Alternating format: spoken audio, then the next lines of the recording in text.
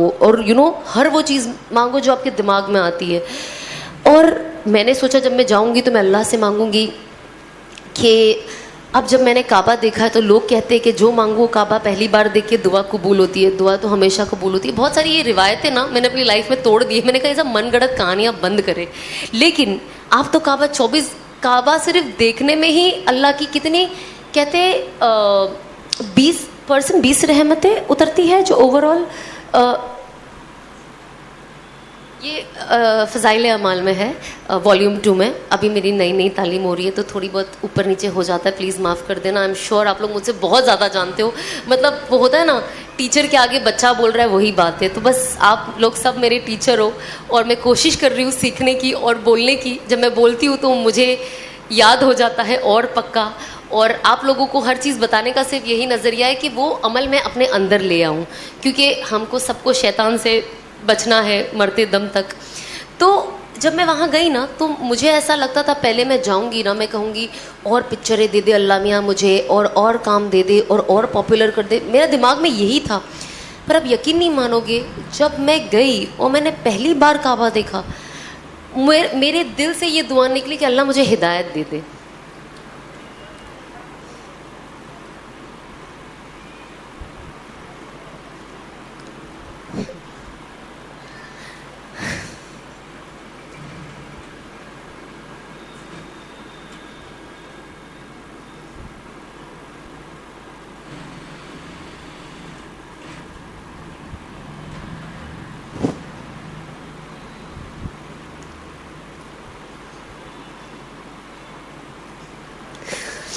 Honestly I don't know کتنے لوگ اس چیز کو ویلیو کرتے ہیں, پر میرے لیے یہ ورڈ ہدایت میرے لیے بہت ویلیو کرتا ہے, بہت.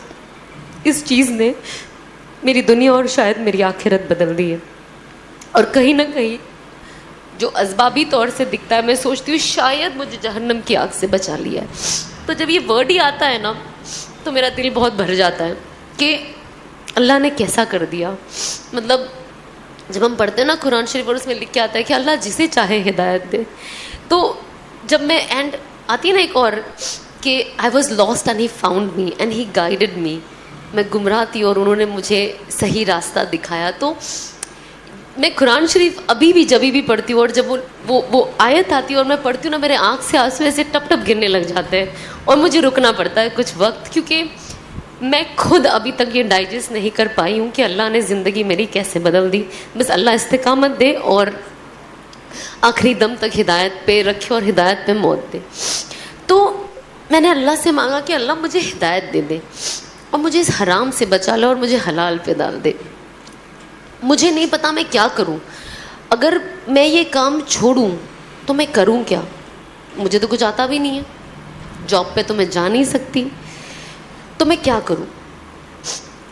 اس کے بعد میں نے انفارچونیٹلی دنیا ایسی ہے نا, یہ بہت سیڈ چیز ہے جو میں نے شادی کے بعد بھی بہت ایکسپیرئنس کیا ہے لوگوں کے ذریعے, بٹ میں ادروائز آپ کو ایکسپیرئنس بتاؤں گی کہ لوگ کہتے ہیں جو لوگ تھوڑے بیچارے گمراہ ہو جاتے ہیں اور جو تھوڑے زیادہ ہو جاتے ہیں میرے جیسے, وہ کہتے ہیں سب چھوڑ دو ہدایت پہ آ جاؤ, صحیح راستے پہ آ جاؤ, اور یہ تو فحاشی ہے اور غیر محرموں کے ساتھ ایسے کام کرنا بے شک غلط ہے.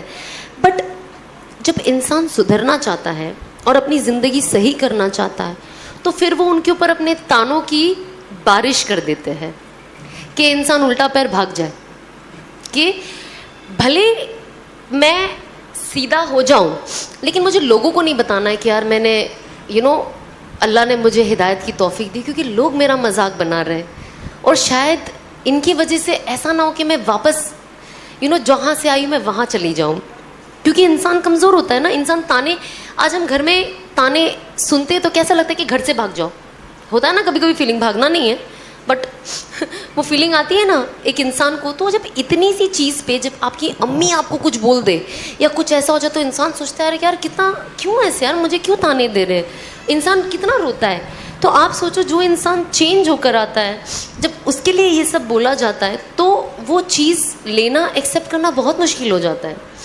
اور بہت, کیونکہ وہ آلریڈی اتنا ایموشنل ہوتا ہے کہ آپ اس کو کچھ بھی بولو اس کا ایموشن انٹو 10 ٹائمز بڑھ جاتا ہے.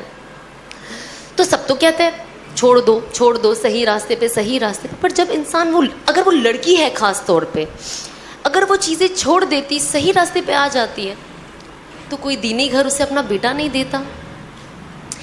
تو جب آپ اپنا بیٹا نہیں دو گے تو اگر وہ لڑکی صحیح راستے پہ آ کے صحیح چیز اپنانا چاہے گی تو وہ اس میں آگے کیسے بڑھے؟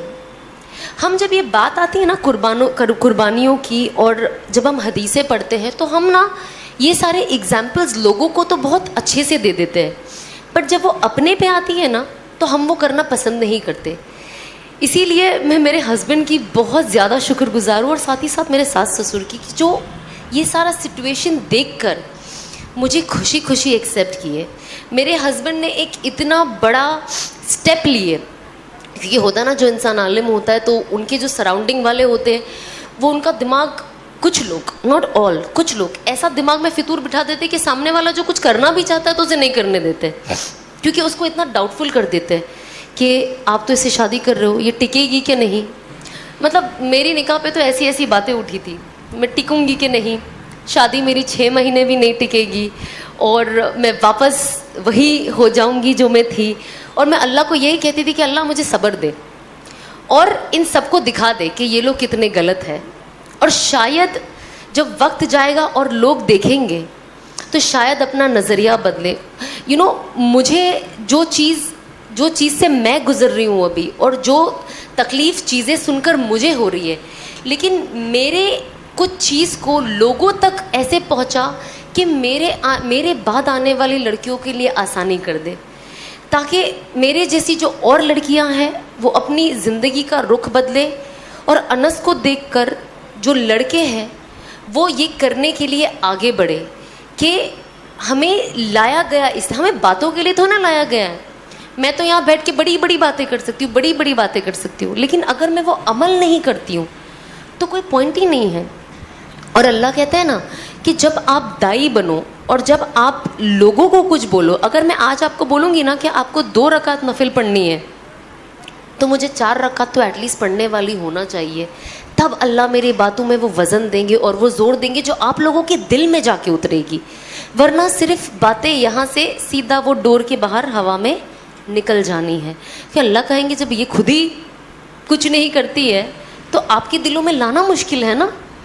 تو یہ بہت ضروری ہے کہ ہم کس چیز کے بارے میں کیا سوچتے ہیں. ہمیں سوچ کے ساتھ, ہمیں کہتے ہیں نا, ہم پریچ کرنے والے نہیں بنے, صرف you practice what you preach. آپ جو بولتے ہیں آپ خود پریکٹس کریں.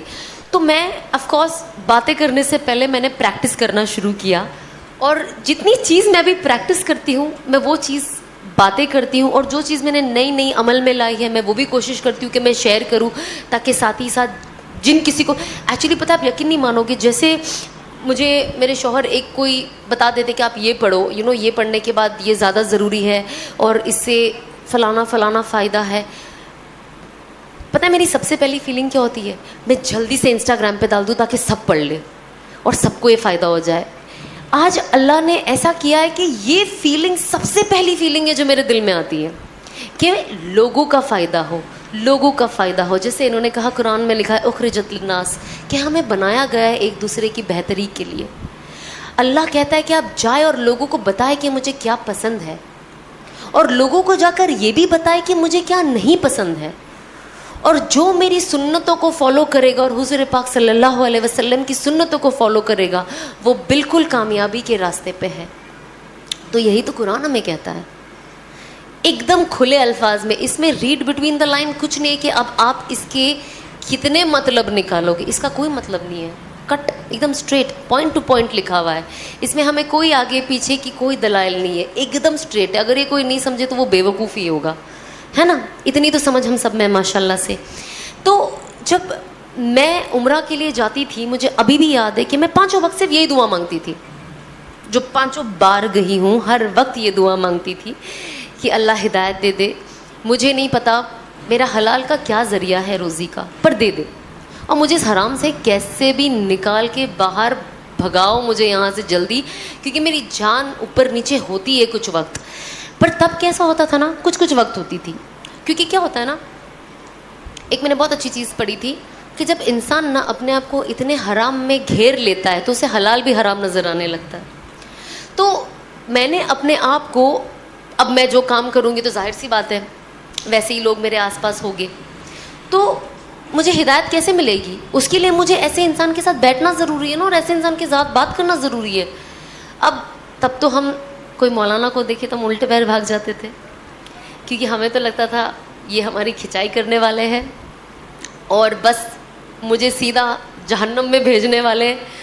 اور جب ایسی انفارچونیٹلی جب انس سے ملاقات ہوئی تھی اور جب میں انہیں نہیں جانتی تھی اچھے سے, تو مجھے لگتا تھا شروعات میں جب ہماری بات ہوتی تھی, میں نے کہا یار اب میں کیا بات کروں, میں تو پردہ بھی نہیں کرتی ہوں. اور ہوتا ہے نا یار, کوئی مولانا بیٹھے بھلے آپ کیسے بھی ٹائپ کی لیڈی ہو, لیکن وہ کہتا ہے بھائی سر پہ دوپٹہ تو رکھ لو یار, خود کا نہیں سامنے والے کی تو عزت رکھ لو, ہوتا ہے نا.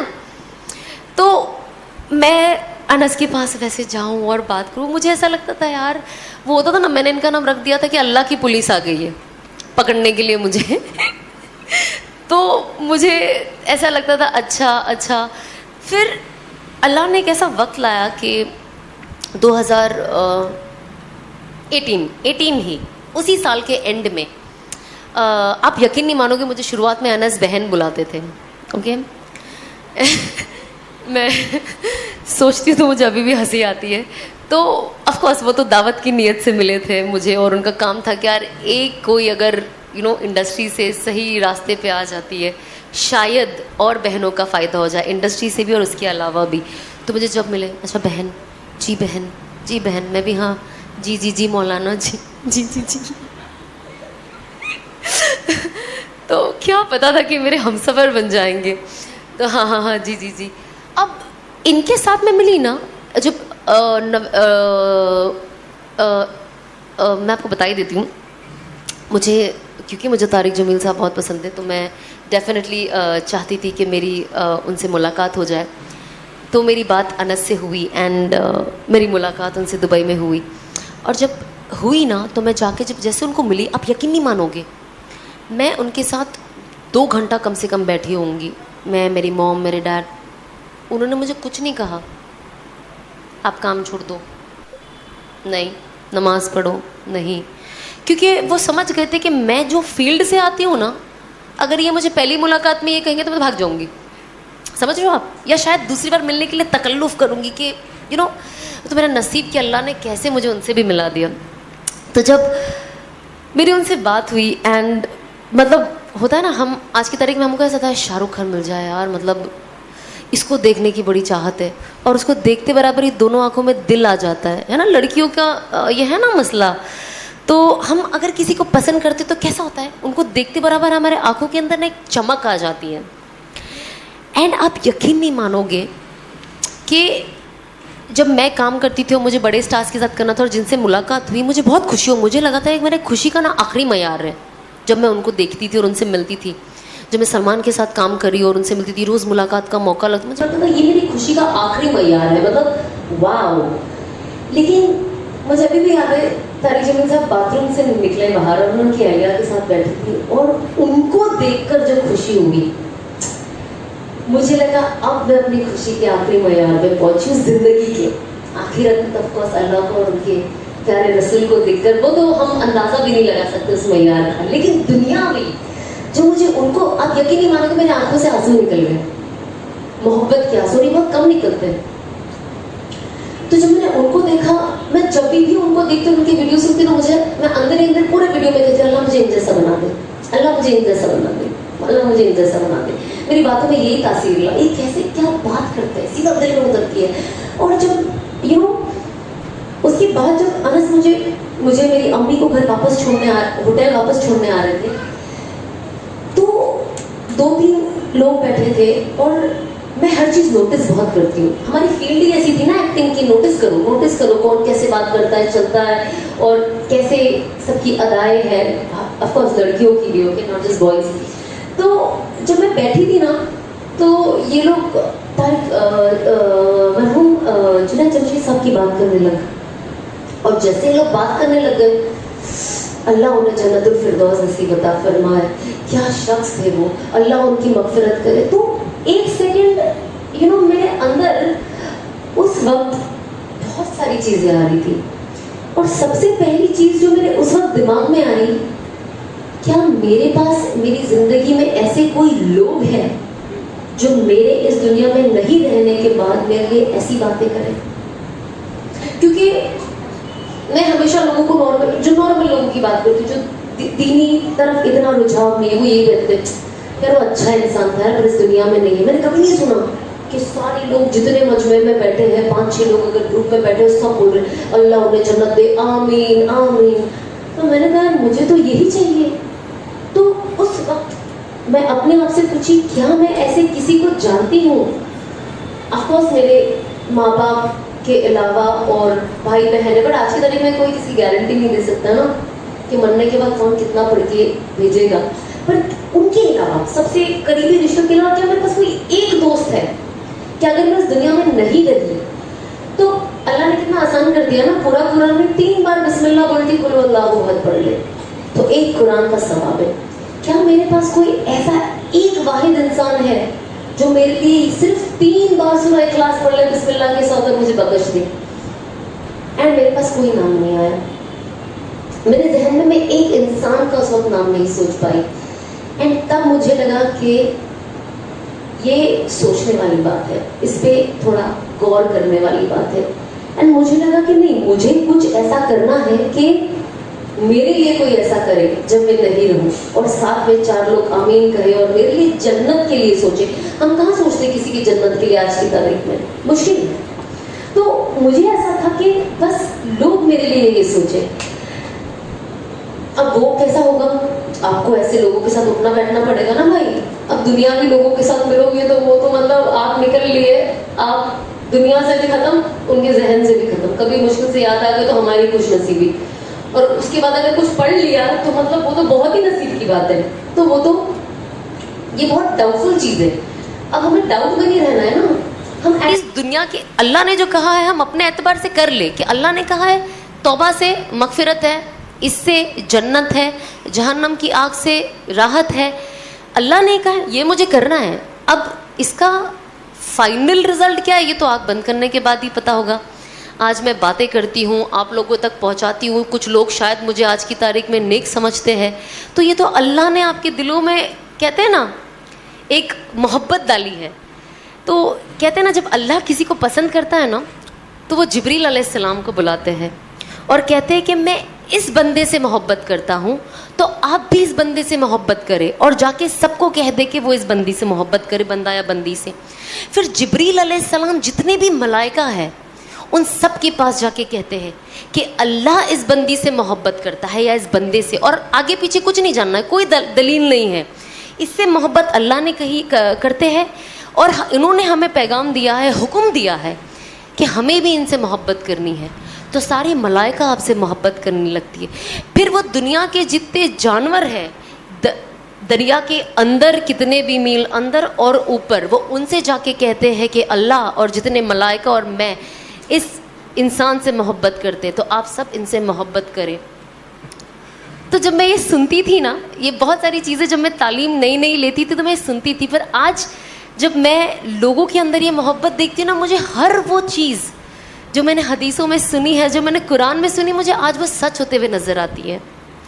1 سال پہلے بہت ساری چیزیں مجھے نہیں پتا تھی, تو 1 سال پہلے مجھے آف کورس اگین میرے شوہر انہوں نے کہا کہ ہر مغرب کی نماز کے بعد نا آپ 41 بار یا معزو پڑھے اور اللہ سے نیت مطلب یہ نیت کرے اور اللہ سے مانگے کہ جو اللہ نے وعدہ کیا کہ اللہ آپ کو اتنی عزت دے گا, اتنی عزت دے گا کہ لوگ اپنی منہ میں اپنے دانت کے بیچ میں اپنی انگلیاں چباتے رہ جائیں گے اور کہیں گے کہ یار اسے اتنی عزت کیسے مل گئی. میں نے کہا ٹھیک ہے.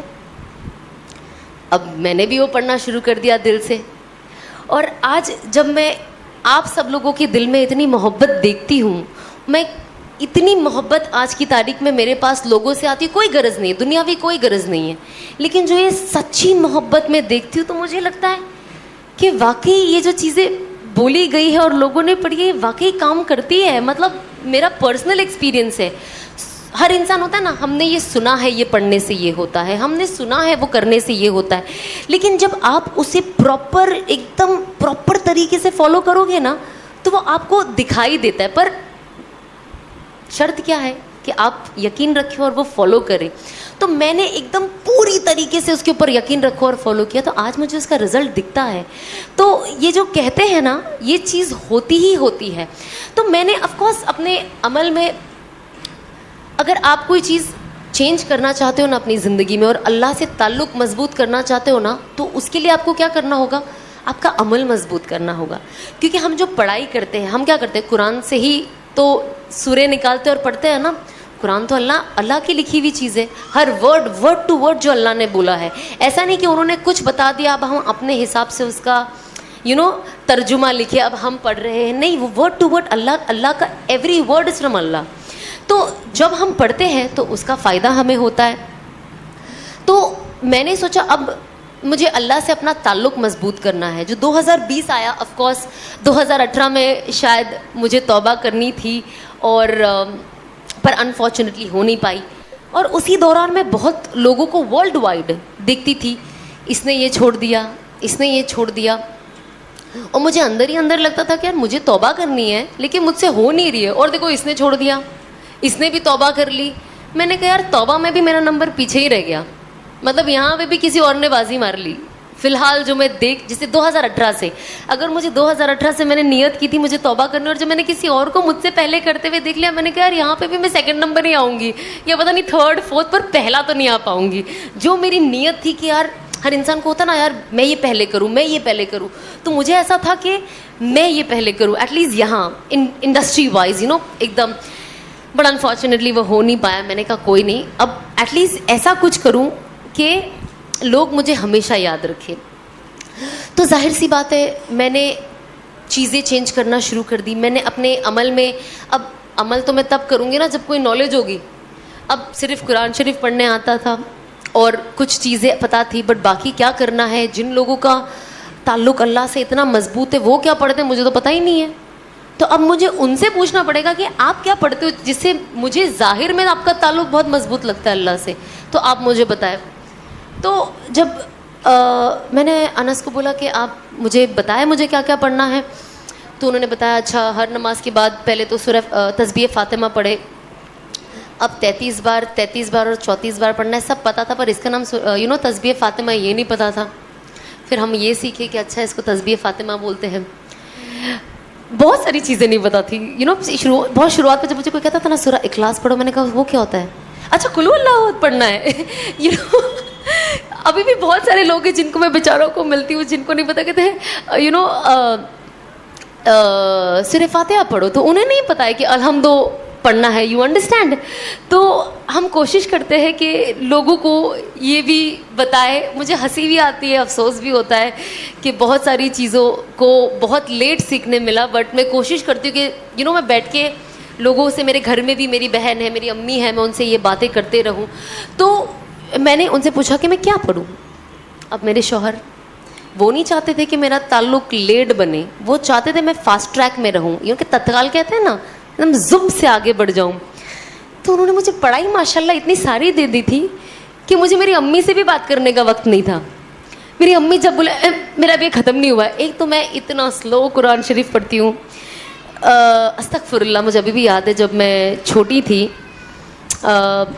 मैं ये चीज़ को प्रमोट नहीं करती हूँ, बट ये बहुत गलत चीज़ मैं करती थी जो बिल्कुल मना है करने के लिए, बट मेरे से एक बार हुआ है। तो इससे जुड़ के एक दूसरी चीज़ है जो मुझे आपको बताना है, इसके लिए मैं वाक़या बता रही हूँ। तो जब पहले मेरी नानी का इंतकाल हुआ था, उसके बाद मेरे नाना का इंतकाल हुआ। अब जब मेरे नाना का इंतकाल हुआ तो अब मेरे घर में कोई मर्द था नहीं, फिर मेरे एक कज़न थे, तो हम सब अनफॉर्चुनेटली मैं और मेरी मम्मी भी कब्रिस्तान गए और वहाँ पे सूरह यासीन पढ़ना शुरू किया। अब सबने पढ़ लिया, अब मैं पढ़ी रही हूँ, सब खड़े हैं ऐसे कि मैं कब ख़त्म करूँगी। मैं इतनी ऐसी मेरी स्पीड थी। तो मैं नानी की कब्र पे पहले पढ़ी गई। अब जब नाना की कब्र पे गए तो सबसे पहले मेरे भाई ने बोला तू रहने दे। تو گھر جا کے پڑھ لینا, کیونکہ اتنا سلو پڑھتی ہو. تو آف کورس آئی ریگریٹ, وہ میرا I think first and last time تھا جو میں گئی, اور جب مجھے آف کورس سمجھ پڑی کہ قبرستان بالکل نہیں جانا چاہیے. ممی کو وہ نالج ہم نے بالکل, بٹ وہ ہمارا واحد ایک وقت تھا جو ہم گئے تھے. اور میں ہمیشہ کہتی ہوں لوگوں کو کہ ان ساری چیزوں سے آپ بچیں, جتنا ہو سکتا ہے بچیں. جو نہ کرنے والے کام ہے خدا کے واسطے نہ کریں. میں کہتی ہوں جو بھی چیز میں تھوڑا سا بھی ڈاؤٹ ہوتا ہے نا, وہ بہتر ہے چھوڑ دینا. اس سے کوئی کہتا ہے نا ڈاؤٹ ہے, ہو بھی سکتا ہے نہیں بھی ہو سکتا, تو مت کرو, چھوڑ دو, وہ زیادہ بہتر ہے. تو تب مجھے ایسا لگا یار میں کتنا سلو پڑھتی ہوں کہ ان لوگوں نے مجھے پڑھنے ہی نہیں دیا. بیچارے مجھے میرے نانا نانی سے بہت حد سے زیادہ محبت تھی اور ہے. مطلب میں ان کو میں روز انہیں یاد کرتی ہوں, میں انہیں کبھی نہیں بھول پاتی ہوں. اور ہر وقت جب بھی میں دیکھتی ہوں مجھے لگتا ہے اللہ میں میرے نانا نانی کی مغفرت کر دے, کیونکہ میں اتنی چھوٹی تھی, مجھے لگا میں اتنا میری نانا نانی کے لیے کر نہیں پائی جو مجھے کرنا تھا. اور جب خدمت اور ان ساری چیزوں کا مطلب سمجھ میں آیا نا, تب تک بہت لیٹ ہو چکا تھا, وہ چلے گئے تھے. اور انہوں نے پورا بچپن مجھے پالا. میری نانی بیچاری, میں اسکول جاتی تھی میری مرغی سنبھالتی تھی. اب آپ سمجھو ایک بزرگ انسان جو 60-70 سال کے اوپر ہو گیا, وہ بیچارہ چل نہیں پا رہا, میرے چوزوں کے پیچھے بھاگ رہا ہے کہ یار میری نواسی آئے گی, اس کو مرغی کا بچہ نہیں ملے گا تو وہ رونے لگ جائے گی. اسے کووں سے بچاتی تھی, ڈنڈا لے کے گھومتی تھی کہ کوا آئے گا تو اس کو مار کے بھگاؤں گی, کہ کیونکہ مجھے مرغی پالنے کا بچپن میں بہت شوق تھا. بیچاری کا اگر پیر بھی ٹوٹ جاتا تھا تو میں اس کو ہلدی لگاتی تھی, لیپ لگاتی تھی, فلانا کرتی تھی, بہت سارے ڈھونگ کرتے تھی. تو مجھے نا وہ ساری چیزیں دیکھ کے یاد آتی تھی کہ ہمارے نانا نانی دادا دادی ہم سے کتنی محبت کرتے جب ہم چھوٹے ہوتے ہیں. انفارچونیٹلی ہمارے امی ابو بھی, اور جب ہم بڑے ہوتے ہیں اور جب وہ بچے بن جاتے ہیں,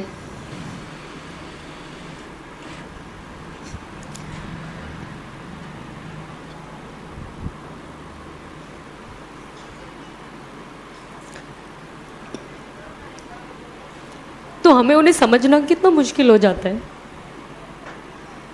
میں ہمیشہ کہتی ہوں ماں باپ کی عزت کریں, ماں باپ سے محبت کریں, اور وہ جو کہتے ہیں آپ کی بھلائی